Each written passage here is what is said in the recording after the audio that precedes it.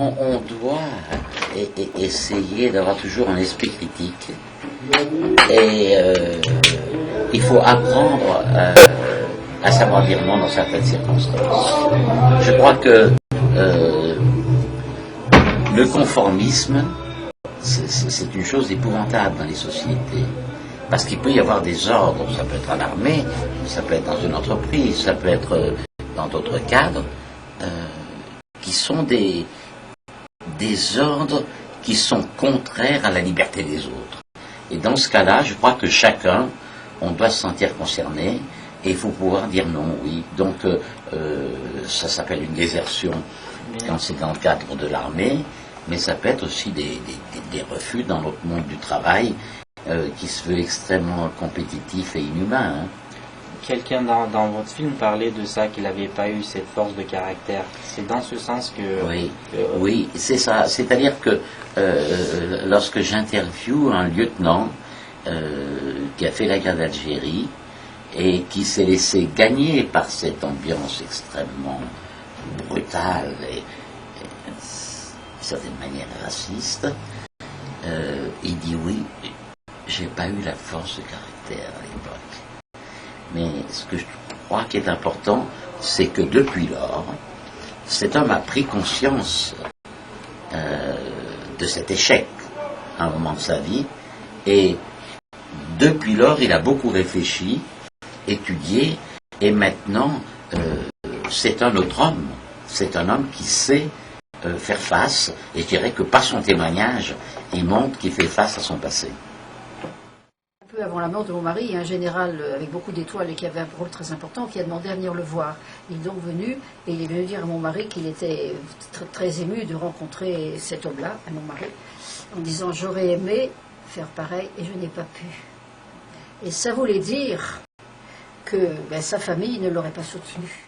Mon mari, là-bas, quand il a pris sa décision et qu'il est revenu, il savait qu'il pouvait compter sur moi. C'est pas du tout pour me donner des fleurs, mais c'est pour dire que dans un couple, deux qui s'entendent sont insubmersibles et peuvent prendre des décisions pareilles. Un homme, quand il a une femme qui partage son point de vue, il aller où il veut. Non, mais il y a une phrase qui dit tous les grands hommes ont eu de grandes femmes.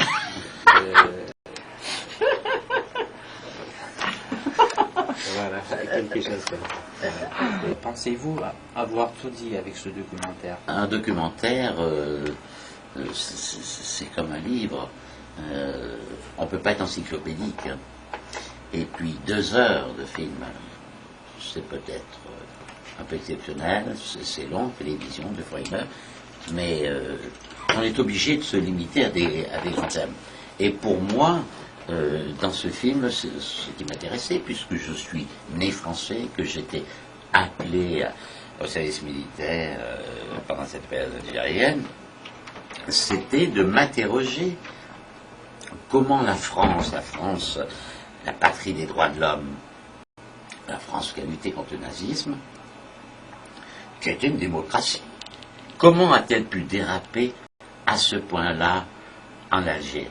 Alors, c'est la responsabilité des élites, qu'elles soient, enfin les gouvernements successifs, c'est les autorités militaires, mais c'est aussi l'aumônerie militaire. Et puis face à ça, comment, lorsqu'on est jeune,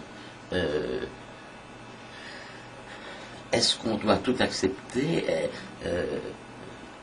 Qu'est-ce que c'est que la soumission à l'autorité?